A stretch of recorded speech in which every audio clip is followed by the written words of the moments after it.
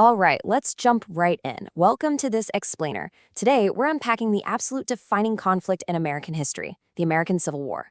We're going to explore exactly how and why a young nation literally tore itself apart. It all really boils down to one fundamental existential question. Could a republic survive a war against itself? That was the immense crisis staring a deeply divided United States right in the face in 1861. As President Lincoln pointed out, the whole world was essentially watching to see if a nation governed by its own people could actually endure an internal attempt to destroy it. To really grasp the gravity of this, we've got to look at the staggering scale here. Over 3.2 million Americans mobilized. That means over 3 million people took up arms to fight one another in a brutal 4-year bloodbath. We're talking about armies that swelled from tiny little frontier outposts into some of the most heavily armed military forces on the planet at the time. Okay, Section 1, the root cause, slavery.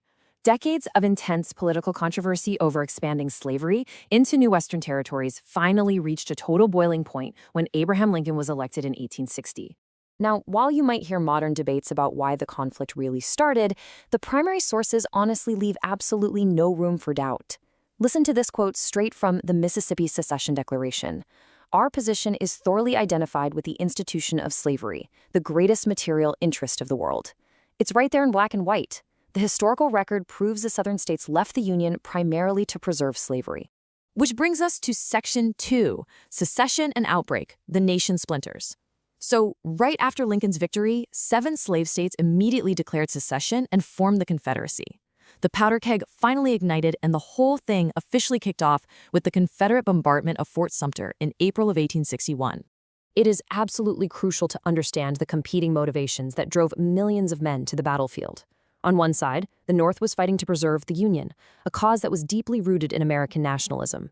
On the flip side, the South was fighting to preserve the institution of slavery and forge a brand new Southern nationalism. All right, Section 3, the scale of conflict, a stark divide. As the reality of a long, drawn-out war really started to set in, both sides scrambled to mobilize their populations. But as we'll see, they were far from evenly matched. It's wild to consider the stark population divide right out of the gate. A massive 71% to 29% split. This gave the North an overwhelming human resource advantage right from day one, which eventually allowed them to field roughly 2 million soldiers compared to the Confederacy's 1 million. And that sheer manpower advantage? Well, it translated into an overwhelming logistical advantage, too. The North controls 71% of the country's railroad miles and a staggering 90% of its manufacturing capabilities. Now, the Confederacy did dominate exports at 70%, specifically king cotton, but that heavy reliance on foreign trade actually made their economy incredibly vulnerable. So, to leverage those massive industrial resources, the Union deployed the Anaconda Plan. It was basically exactly what it sounds like, a strategy designed to literally squeeze the rebellion into submission by blockading southern ports and taking control of the vital Mississippi River. This essentially suffocated the southern economy, making those cotton exports practically useless. Because of this sprawling strategy, the war definitely wasn't contained to just one single region. It spanned several massive, distinct theaters: the Eastern, the Western, the Trans-Mississippi, and the Lower Seaboard. By pushing on all these fronts and enforcing that naval blockade, the entire North American continent was effectively turned into a giant battlefield. Moving right along to Section 4, Emancipation and Turning Points, the Crucible of 1863. By the war's midpoint, the sheer brutality and scale of the conflict forced a fundamental shift in both its moral and strategic purpose.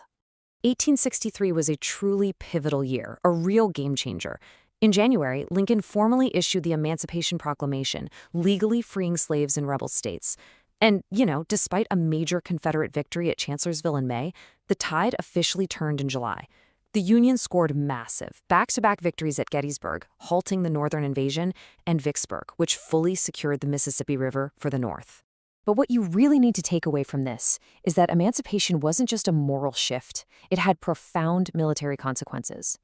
Over 190,000 African Americans joined the Union Army.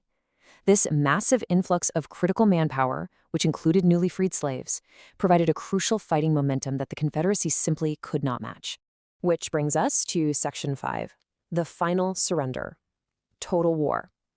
Empowered by those turning points, Ulysses S. Grant took command of all Union armies in 1864, and he applied a devastating, unrelenting strategy of total war. Grant's coordinated strategy systematically squeezed the Confederacy from literally all directions. First up, his overland campaign pinned Robert E. Lee's army near Richmond.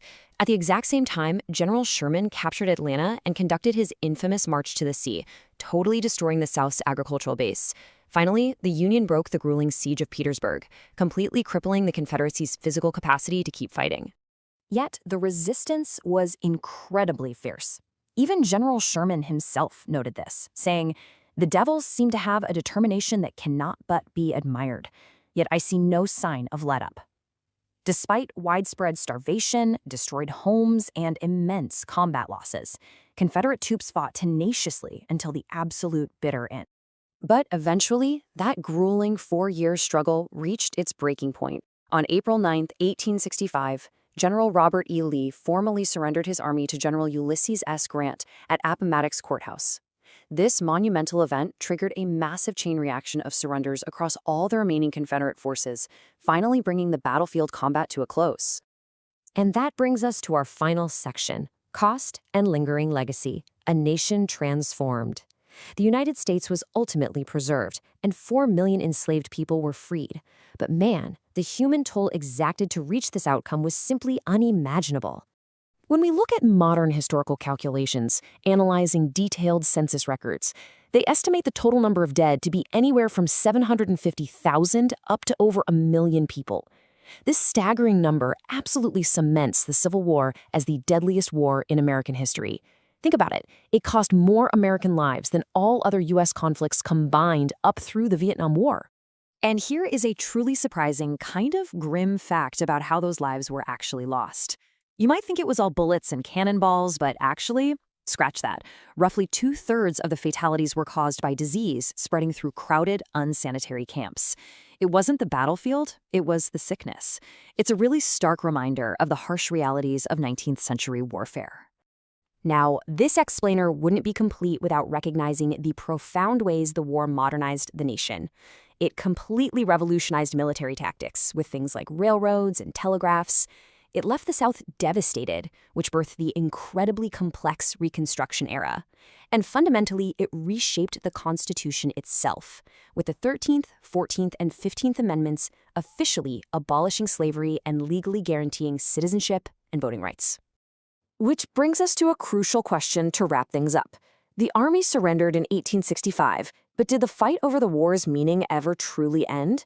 As we look back at the lingering myths of the lost cause that attempted to rewrite history and the long, ongoing struggle for civil rights that continued for generations, I want to leave you with this final thought. To truly understand the complexities of modern America, we have to understand the deep, lasting scars of the war that forged it. Thanks so much for joining me on this explainer. Keep questioning, keep learning, and I'll catch you next time.